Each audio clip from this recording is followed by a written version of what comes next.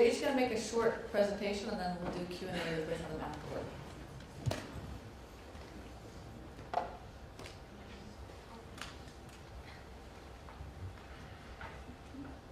Hello, good morning everyone. I'm Nicole Chen, the founder and CEO of NC Style, the first fashion-focusing marketing PR agency in China. And I'm a little bit nervous because I'm not really comfortable with speaking in English because I'm not that good at. But I try my best because I'm in Paris. Why I care so much if I'm English is not perfect. I have to say I'm not expert in e-commerce, but why I'm here, so I want to give you a little bit my background. I used to study design in Japan. After I moved back to China about 10 years ago, I realized there's no fashion marketing PR firm in China at that time. But I was really sure about there must be really important one day for the international brands enter to China market. So I decided to start the firm, and we had to educate it to all the fashion medias, celebrities, distributors, retailers, and international brands at that time. And so I was trying really hard to convince the international brands to be attention to Chinese market at that time, but no one was even listening to me. But look at now, everyone wants to come into China, and I was right about it. And so, yeah, that's how we are now in China. We're providing all the services from consultancy, marketing services, PR services. Even we build our own retail store to providing the platform for some of the niche brands when they want to come to China. But they might hard to find distributors wants to purchase their products. So today I want to, So today the topic I have is what fuels the e-commerce of fashion industry in China. So lack of marketing and PR publicity. The advantage that e-commerce shop have is that they might save money by reduce the cost of opening a physical store. However, for a store that is unknown by Chinese consumers, it's difficult for e-commerce brand to be successful in China, especially when some products are priced at over 100 euros without foreign market exposure or sales by well-known stores. The future success of e-commerce shop in the Chinese market will directly correlate with the help of celebrity promotion as well as special investment in sales marketing. Celebrity endorsement promotion can help the online sales by a large percentage. For Chinese consumer, in the products sold online, priced at 100 euro or more, they wish to have a better understanding of the products. They will want more information about the credibility of the website, trusting professionals or people whose opinions they value. Only then they will be willing to spend the money on online purchase. So in this aspect, the fact of promotion is very important. For brands to invite celebrity to come to the events is a basic PR strategy everywhere in the world. So this is Fei Wang, who's the #1 famous singer in mainland China and also in Hong Kong, Taiwan. So the brand, better known, did a collaboration with Fei Wang since 2003. And having Fei as a spokesperson has increased the and bold sales to meet the monthly benchmark index each time, and has remained high. And after a year, the numbers of stores around the country has also increased to almost 1,000. It's easy to say that the success and the popularity of the brand is thanks to the strong appeal of Fei Wang. So everyone knows this collaboration between Beckham and H&M. So Beckham wasn't only involved in the design of the products, but he also acted as a spokesperson, starring in commercials, campaigns, and attend events all around the world. So the sales, it helps sales by the large portion, bringing in a huge report for H&M. Of course, it helps online sales as well. So do not understand the consumer's need. The difference between Chinese and Western culture is one of the main factors of influence the customer's behavior. The problem isn't only an e-commerce marketing issue. It's the same in retail. So when I was living in UK, I stayed with the host family, and one day the son and daughter come back home with bringing a very little gift to the father. It's a gardening tool. So the father said thank you to the son, and immediately also said, oh, I will give the money back. So it never happens in Chinese culture. But it happened in the Western. So there's another thing, for example, like Chinese people like to wear red clothing during the Chinese New Year. So because of that, many luxury brands have begun selling more red color products during the Chinese New Year time.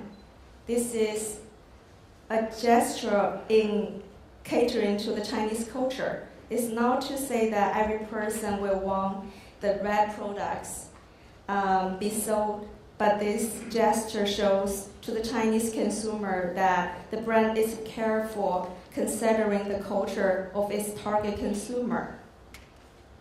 Also for the rich Chinese people, they like to be treated by VIP. So VIP treatment includes discount on new products, being able to reserve certain products. This kind of treatment may only be available at a very luxury store in Western country, but in China, it's typical for guests to expect this kind of service. So to do marketing in China, it's just important to understand the heart of Chinese consumers. Similar style to well-known brands or Chinese local brands. Due to the development in many domestic Chinese brands, the design and quality of many products don't differ far from that of foreign brands. So there are also some brands that are far from the quality and the value of international brands. There are plenty of good quality and current domestic brands products that are available online for affordable price. For example, I often see my staff, they're wearing products purchased from Taobao.com. The products looks great, and I can tell the quality also really good. I'm always surprised by the price, purchased from only 10 or 20 euros. But the same products would see for 80 to 100 euros in Europe.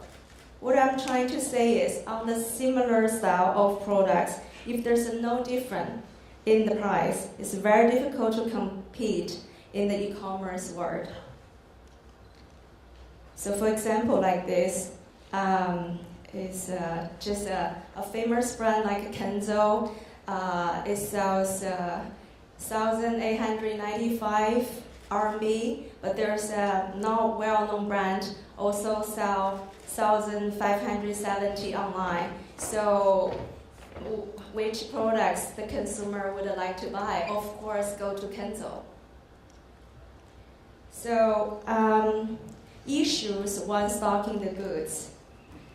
So in addition to brand marketing, our company also owns our own multi-brand store. So by the experience, the mostly occurred with smaller brands because of the lack of experience with overseas markets, especially China. There's a lack of experience in the importing and the transportation procedure of products, even in retail. If a product doesn't arrive on time, it will impact sales. And so it's the same with a brand that mistakenly send out products to other places twice. It happens recently. And the result is 2 months delayed delivery. And that very much impact our sales. Another time we were working with a French brand and proposed to use our designed shipping company, but this was somehow miscommunicated in the absence of our discussion. The delivery was sent and ended up paying double the price of custom and shipping that we would have paid if we had used our shipping company. This is a problem that really caused, the store losing their credibility. So, two opinions to accept professional advice. The Chinese market is changing at a staggering rate. Sometimes it's difficult for us to even keep up. For example, just before the Chinese New Year, we recommend our clients to create a new social media platform. But after the new year, we realized that the social media had changed their strategy with offering services, and it affected our strategy, making our previous approach ineffective. So in turn, we had to immediately reconsider a new marketing strategy for the brand. And the reason we bring this up is because of there are many international brands, especially those European and American brands with decades of experience, which are never willing to discard their already successful marketing strategy. They want to use those strategy to break into the Chinese market.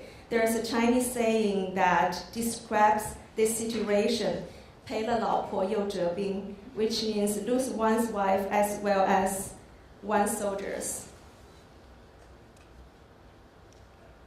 So be careful when assessing partners.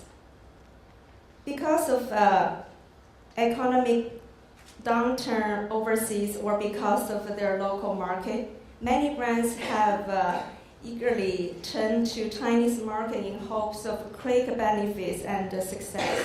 Brands turn to partners who have the money to pay for the products without the careful consideration of the goods and the bad of those partners. Sometimes the partnership is set up for only season and only after paying the deposit. Do they realize that store may already have a closed down? For example, some products of Burberry was sold on different e-commerce sites, but the price was different. I don't know if one was real, the other one was fake, or both real or both fake. But with a brand that focuses on its brand image, when looking for potential partners, must be more careful. Without being harsh, find a partnership that will work on good faith. But forcefulness is not the best method with dealing with a partner. A brand should find and understand the spirit of it and the partnership where both brands are growing together with similar ideas in the best situation. This kind of partnership may not bring the most success right away, Order quantity might be small, but it will last for a long time, and slowly more orders will come in and bring increase in sales. So, for example, we opened the NC Space by the end of 2012, providing opportunity for niche brands to enter Chinese market for the first time. I use my years of experience and non-associate in China's fashion industry to help develop this new operation. The store space was only 60 square meters, and in a traditional Hutong area in Beijing. But the brands willing to work with us because they believe in our attitude. And I wasn't very demand on the quantity of the order from these brands because I believe that a successful shop doesn't rely on the amount of products it sells, but the shop's own vision and credibility. So for e-commerce shop, it's the same. If in the beginning, the store doesn't have a large amount of order to offer, but it's good quality with a good attitude store, it's worthy to collaborate and build a good partnership. So reviewing yourself is better than blame your partners. When faced with problems, many brands want to avoid self-blame and self-examination, placing the blame and responsibility on the partner or the customer. But most of the time, the brand's own design issues, size issues, color problems. So that affect the brand sales. The brand should be willing to listen to the feedback of online retailers and consumers and willing to change its strategy. A brand needs the help and the support of consumers to help improve, especially in the areas of product organization. But if a brand refuses to make any change to its strategy, then result will be decrease in customers and lose in orders. Fight between domestic retail price and overseas retail price. With high domestic price, the price-conscious consumer choose to travel overseas to purchase luxury goods, mainly in Hong Kong or Europe, sometimes in Korea. Others choose to use Daigou service, a form of third-party procurement by people who either reside or frequently travel to foreign markets. Consumers know that during the discount season in Paris, the price of products will be 30 to 50% or less than of the price in China. Even the price of brand new items in Paris will be at least 30% less than the selling price in China. The world's largest B2C platform, Taobao, has designed a section for Daigou users. For a brand that would like to enter the online shopping world of China, if your online price are higher than the price list by Daigou or even the overseas shopping price, unless your products a limited edition or for a limited time only, your sales will be severely affected. But of course, with online shopping, the purchase price and the shipping costs must also be considered. Because of tax and customs pressure, the final price of the products will be increased by a certain percentage when considering shipping. In the future, if a brand can think of a new way to meet the needs of overseas consumer shoppers through online shopping, then this will significantly increase sales. This question can only be left to be answered by those brands. So lastly, I want to share is in the past 10 years, the development of both NC style and the Chinese fashion industry has been extremely beneficial to us, allowing us to have gained experience especially in today to rapidly developing fashion industry. More experience and understanding of the industry is necessary in helping overseas foreign brands to enter the Chinese market. And we're providing, analysis to developing marketing strategy, brand public relations, social media platform, and new business development, which I can't really tell yet, and also our own retail space, even online retail, online shop as well. So this is all will help the international brands to enter to China, to giving them the best solution. So I always said that regardless of changes in the market, people will always need to eat, dress, and success is measured by whether people can adapt to those changes. Thank you very much.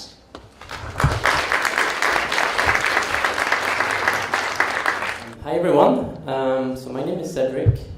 It's a great pleasure to be here today sharing my insights and experience launching an online business out of Hong Kong. Moved to Hong Kong 4 years ago from Paris. Was in management consulting before. I actually sold the business a few weeks ago and now helping the Founder Institute, which is an early stage incubation program for tech companies, to start in a Hong Kong chapter.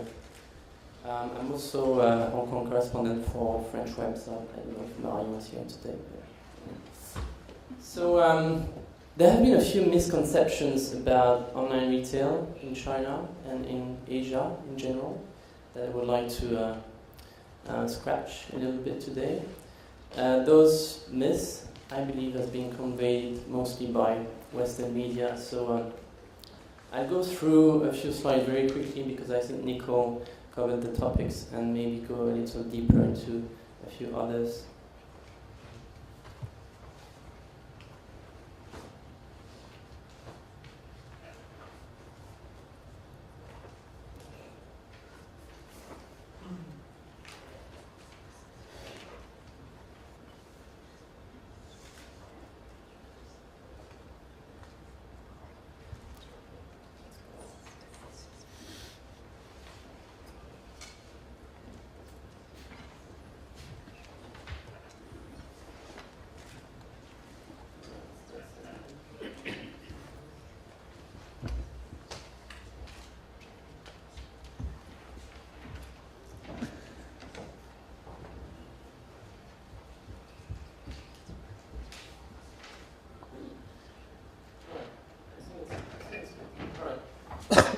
So the first myth I believe about Asia is that it's just like one big juicy market. Actually, Asia, as you know, is a myriad of very different countries, and each country is different in terms of customer taste, in terms of infrastructure, in terms of religion.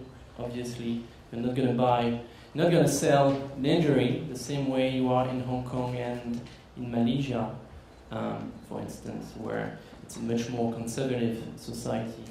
One of an example. In terms of equipment, mobile, of course, it's very largely used in Hong Kong. It is also in most Asian countries, but broadband is not. In some countries, people actually still use very basic phones. iPhone, it's pretty common in Europe. It's pretty common in Singapore, in Hong Kong, or in China. But in the Philippines, it's still relatively new. So when, for instance, you are launching an app, you might want to think about how heavy it is, how how the user experience is on smaller screens, for instance. So don't only think about, the top-hand customers. Also think about people who don't necessarily have access to the latest technology. Payment options, of course, that's something we covered yesterday already. It's very difficult to offer all options at the same time. Credit cards, it's catching up in emerging countries across Asia, but you might want to also offer cash on delivery, for instance. Another misconception is that as a marketing director, I might want to open an office in Hong Kong and serve all Asia from there. Well, one of the things I learned launching my own online business is that it's very difficult to scale across Asia, again because countries are very different, because of regulatory issues, because of the legal frameworks, and also because at some point you need to be in the country, hiring a local team to have this, the grok, I think that's the term we used yesterday, to have this empathy with the local culture and obviously the language. And also, something else that I heard is that you can serve China, mainland China, from Hong Kong. I think this is mostly untrue, unless you are selling services. I would see Hong Kong more as a lab, especially if you are in the mobile space, because again, the penetration of smartphone is one of the highest in the world. But don't expect to ship products from abroad into mainland China. This is pretty difficult to do because customs are very picky. So in terms of customer service, that could really backfire quickly. So if you really want to serve mainland China, you'd better have a local stock, local inventory. Cross-border payments, also that's a problem we faced with my company.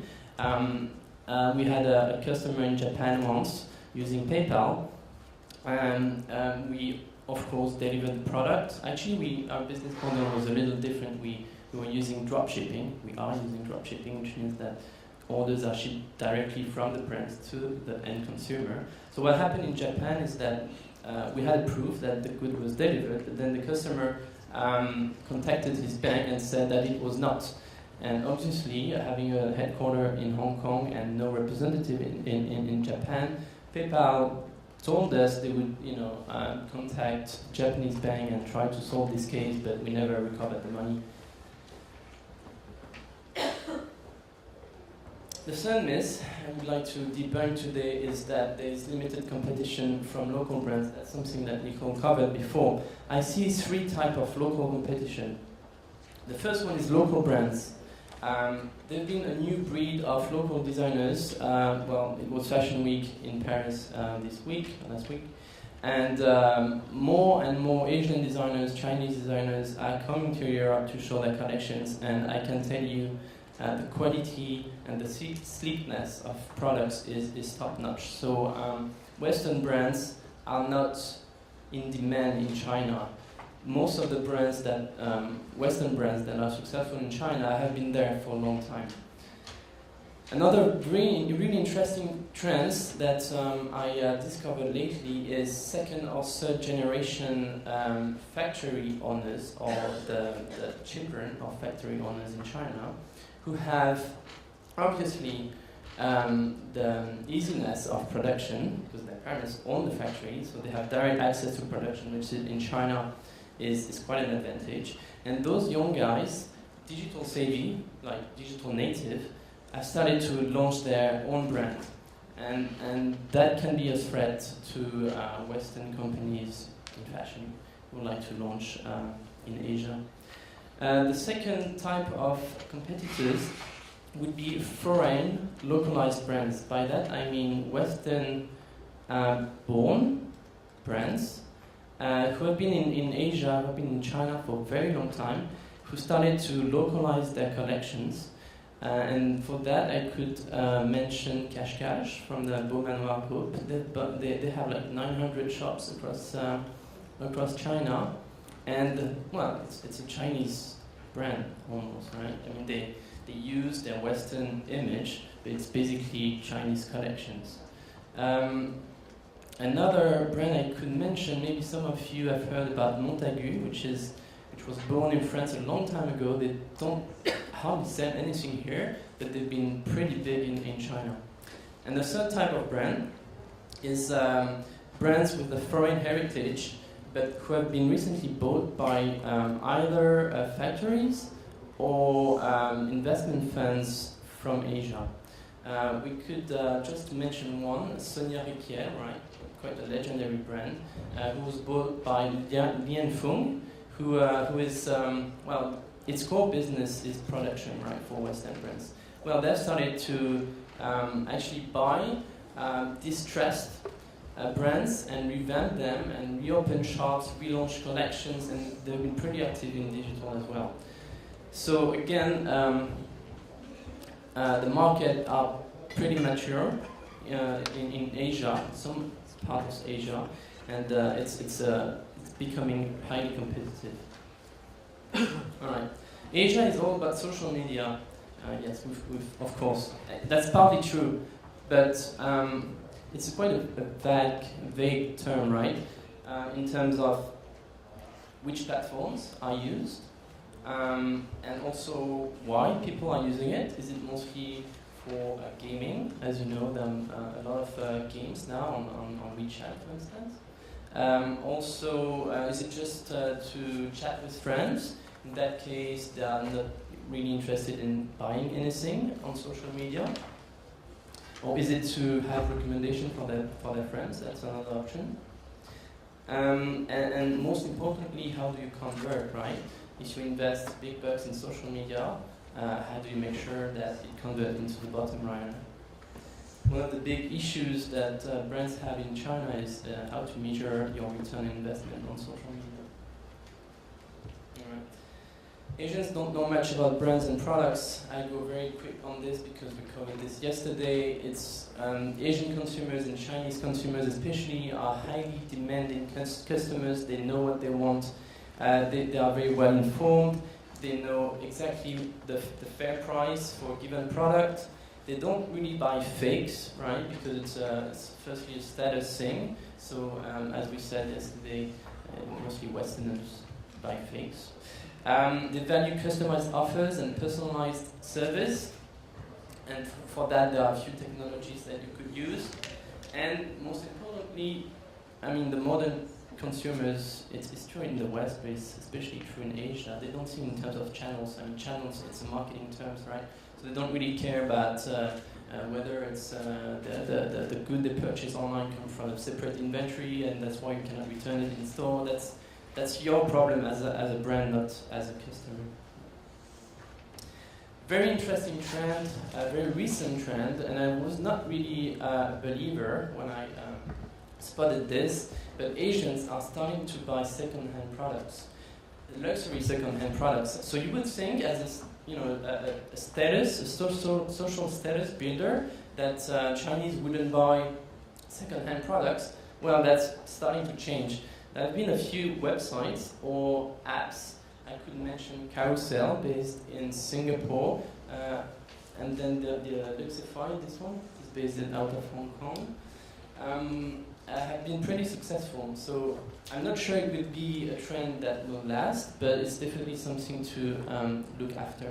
Of course, as a brand, you must be very careful about the quality of the service and make sure that your products are real. So it's definitely a focus point of those startups, making sure that the products that go through their platform are real. They usually transit through their own stock. They have their own team of experts who will check whether it's a fake or a genuine item. Tmall is the only way to go in China. Well, yes and no. Yes, because it concentrates like 70% of online fashion retail traffic in China. Yes, because it has a 50% market share. But it also features over 70,000 storefronts, both Chinese and international. So how do you stand out? I mean, it's great to be on Tmall. It's not free anymore. It's actually pretty costly. But once you have a nice store on Tmall, how do you make sure that traffic on Tmall actually go to your store and buy from there? So Tmall has rolled out a lot of marketing and advertising services, but at the end of the day, it can become really costly. So there's a business case of Coach, who opened their storefront on Tmall and quickly phased it out and opened their own e-shop. well, I guess you can do that when you have a strong enough brand image already. It would be more difficult to drive traffic to the site of a brand that nobody knows, obviously. But then Tmall, yes, it's the biggest player, but as we saw yesterday with Champagne, there are other players too that might be a little cheaper and still bring you quality traffic and customers. Heavy investments are key to succeed in China. I remember when I moved to Hong Kong 4 years ago, Groupon was hot, and they decided to invest massive amount of money going into mainland China, and they failed miserably. So there are many other success factors in mainland China. I was mentioning Garnier because they are pulling out of China as well. Revlon is. So even big companies haven't been profitable in China. Few of the reasons, we mentioned those before: lack of humility, cultural understanding and empathy, increasing competition, and the customer acquisition costs, the speed of innovation. I don't know if you watched the movie yesterday about Alibaba, but innovative companies, I mean, even the giants have the ability to innovate very quickly, and that's not necessarily the case with Western brands who come to China with their, certitudes and think they know how to do it, but they usually fail with their proud. Relatively low customer loyalty, and one last point is the talents and the people you hire when you open an office in China. Usually the most successful companies, Western companies in China, have 90% local teams. So obviously you need a few, Western guys at management positions, but it's really important to show that you care for your local market, and that also goes through hiring mostly local people. And lastly, we can do it on our own, with all the sponsors and all the speakers we had yesterday and today.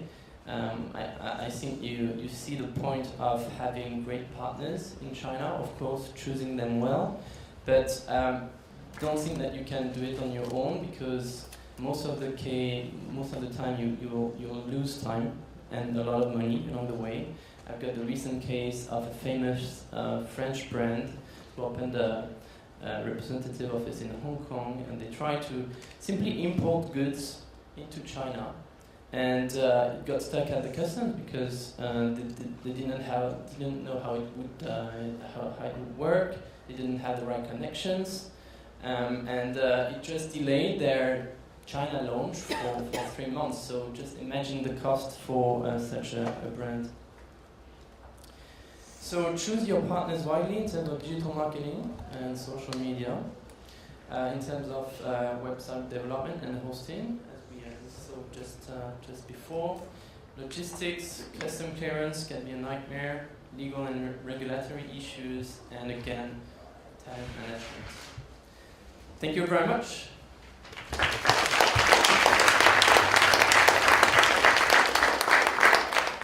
Okay, thank you. Those were two very interesting presentations, and I do have a few questions before you go. Talking about local brands, if we could go a little bit deeper about why they're on the rise. What are some of the reasons for it?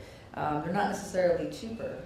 Some of these local brands are quite highly priced. Is there a sense of nationalism involved? Do they have a better sense of local styles and what the Asians want to wear? What do you think is behind that? It's for either of you. All right. Okay, I think that should we focus on China or Asia at large? Well, China specifically, I think. All right. I think the Chinese consumers in general, both Western brands, because it would, again, for the social status reasons, but there's great wealth of creative talents in China. There's again this misconception of the bad quality of made in China, but that's partly untrue. of course, all the low-end, entry-level fashion brands, fast fashion brands, are still made in China, most of it or Bangladesh. So that's not the best of what China can do. But even Western companies have started to hire local designers. IT Group in Hong Kong, for instance, has been developing world-class brands. Sometimes Japanese inspired, sometimes Western inspired. And there's a growing interest from the local consumers for local brands, because it's also a way for them to, okay, there's part of, proudly wearing local brands, but also because they realize that, Western brands are cool, but there are some local brands that are equally cool and sometimes cheaper. So. Okay.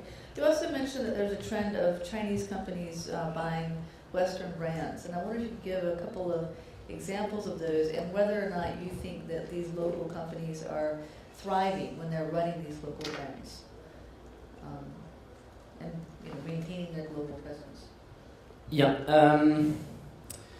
So just to give you a few more examples, I mentioned Sonia Riquel from bought by Fung Group. Escada was bought by Mega Retail from India. Mulberry by Christina Ong, who is a Singapore magnate.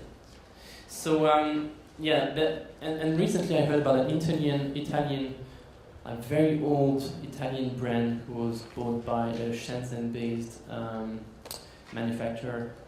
So it's definitely a trend, and I think it's here to stay simply because a lot of fashion brands in the West are struggling in terms of just staying afloat.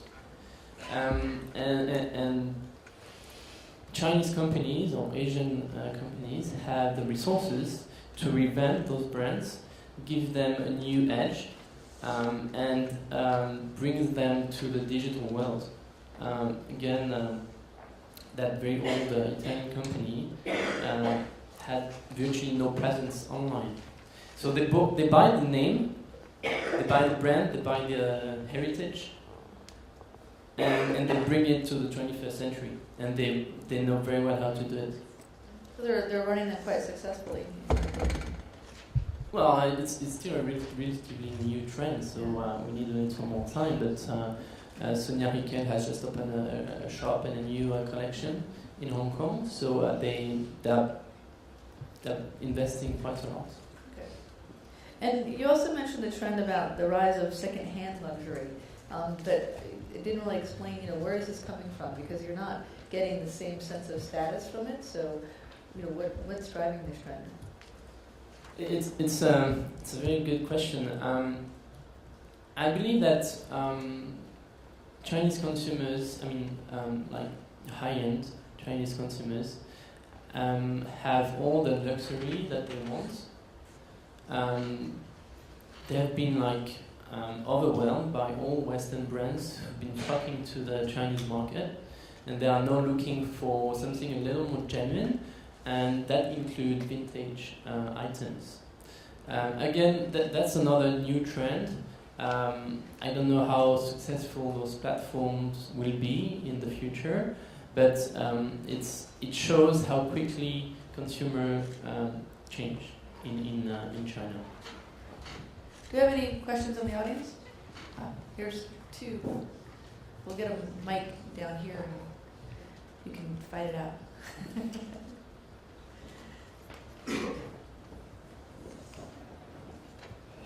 Hello, I have a question for Nicole. Thank you very much. It was a very interesting, insightful presentation. It's the first time that I'm hearing the word Daigou. Maybe it's very common and I'm the only one who doesn't know about it. Can you explain a little bit, this trend of getting to know people who travel and buying through them when they do?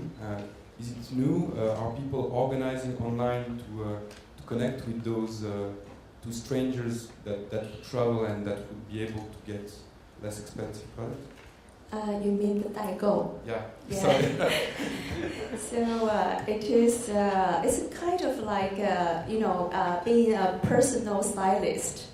So, for example, we have many students who studying fashion in Paris, for example, and I'm living in Beijing. But I really love to buy a Chanel bag in Paris because the cost is much less than if I buy in China.